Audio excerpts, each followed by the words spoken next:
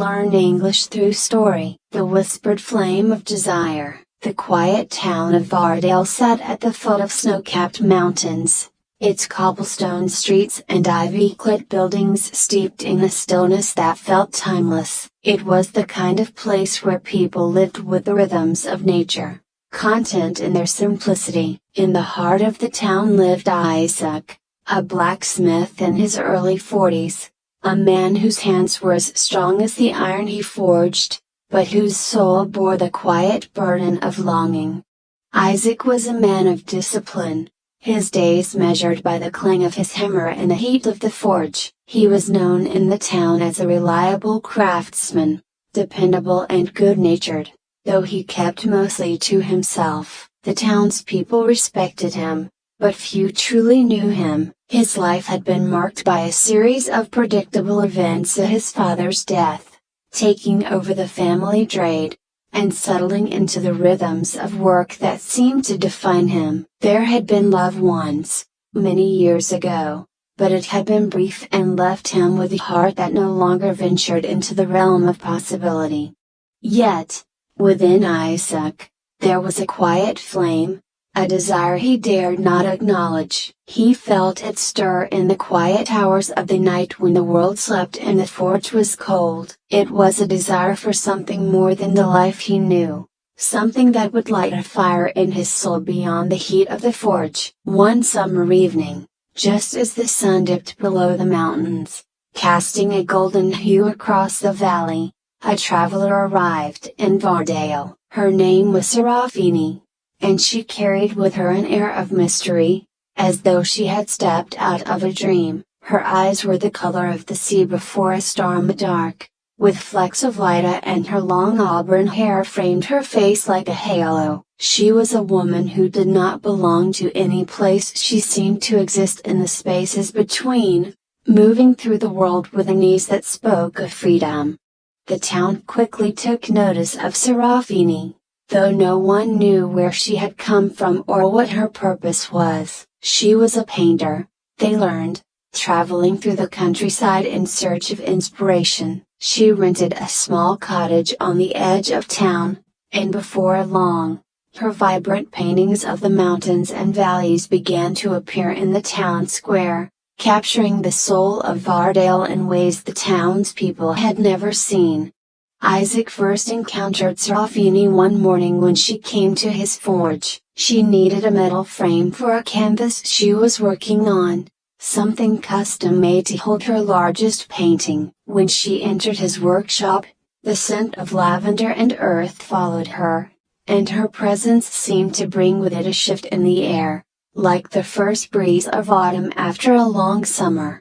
"I've heard you're the best in town," Serafini said, her voice smooth and rich, like the low hum of a cello. "Do you take commissions?" Isaac, caught off guard by the intensity of her gaze, nodded. "I do," she smiled, a slow, deliberate smile that seemed to hold secrets. "Good. I need something special." As she described what she wanted, Isaac listened intently, but his mind was elsewhere, drawn inexplicably to the way she moved, the way her voice curled around her words. There was something magnetic about her, something that tugged at the part of him he had long tried to bury, the part that yearned for more than the familiar, for something wild and untamed.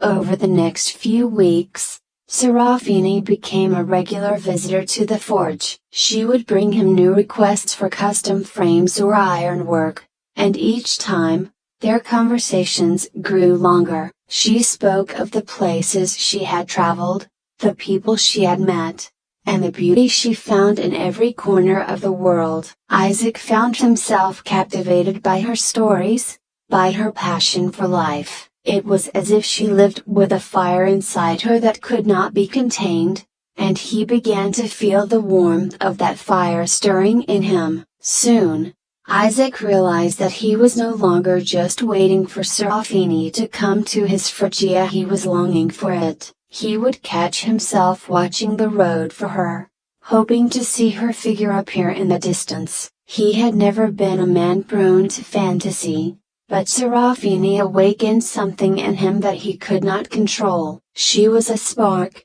and his desire for her was the flame that began to burn inside him, quiet at first, but growing with each encounter. One evening, as the sun set in shades of deep orange and purple, Serafini invited Isaac to her cottage. "I want to show you my latest painting," she said. "It's inspired by something you said the other day about the way the mountains look in the early morning light." Isaac, surprised that she had remembered his words, agreed to go. As they walked together, the air between them seemed to crackle with unspoken tension. When they arrived at her cottage, Serafini led him inside, where the smell of oils and fresh canvas filled the room. Her latest painting, a massive canvas of the mountains bathed in dawn light, stood on an easel in the corner. "It's beautiful," Isaac said, his voice low, and it was. But as he stood there,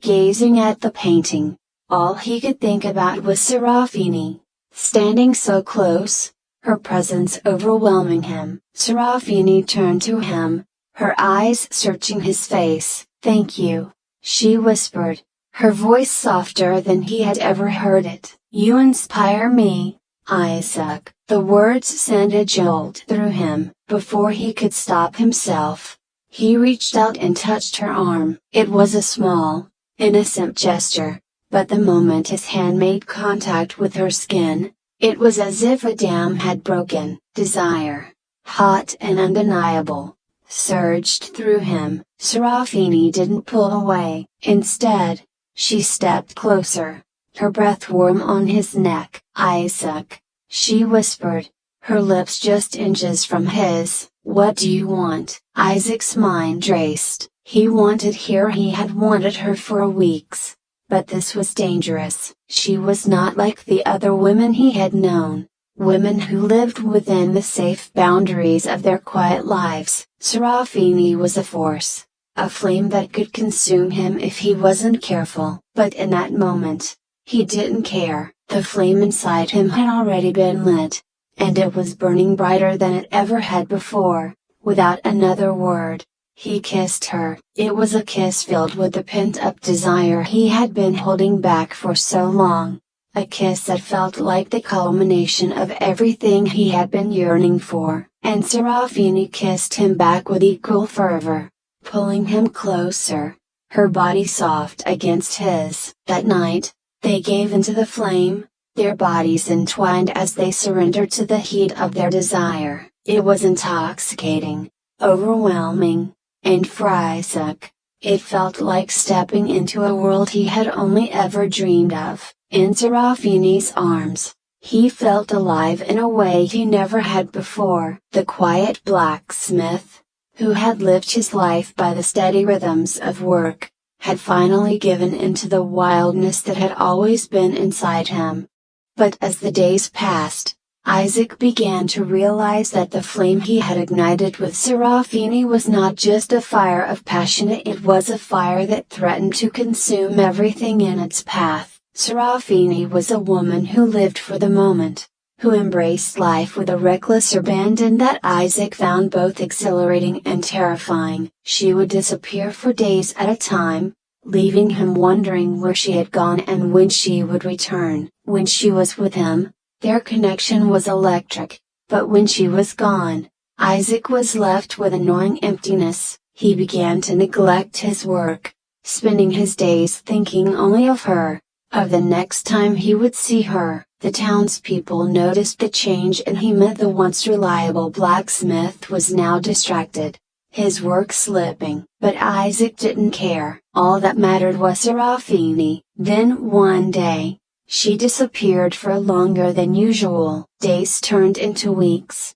and still there was no word from her. Isaac was frantic, consumed by a need to find her, to understand why she had left. He searched the nearby towns, asked travelers if they had seen her, but it was as if she had vanished into thin air. Finally, after a month of silence, Serafini returned. She appeared at his forge one evening, as if nothing had happened. Her eyes were bright, her smile as enchanting as ever.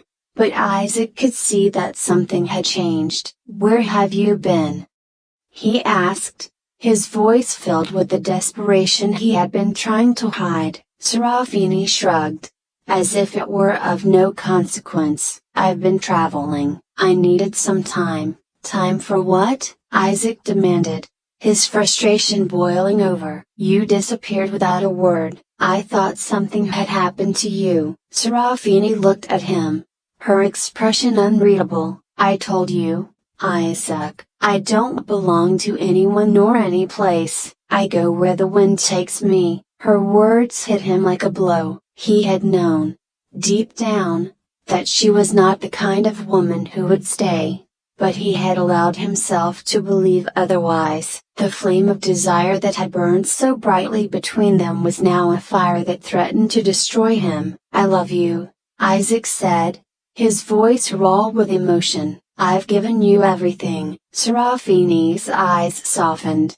but she shook her head. "You can't hold on to me, Isaac. I'm not yours to keep." And with those words, she turned and walked away, leaving Isaac standing in the fading light, his heart shattered. In the days that followed, Isaac was a shell of himself. The flame that had once filled him with passion and desire was now a painful reminder of what he had lost. He had given himself over to Serafini, allowed himself to be consumed by his desire for her, and now he was left with nothing but ashes. Slowly, Isaac began to rebuild his life. The forge became his sanctuary once more, a place where he could lose himself in the steady rhythm of work. But he was different now, scarred by the flame of desire that had burned him. He had learned a hard truth that desire, when unchecked, could be as destructive as it was intoxicating. Serafini had been the whispered flame that had ignited a fire inside him,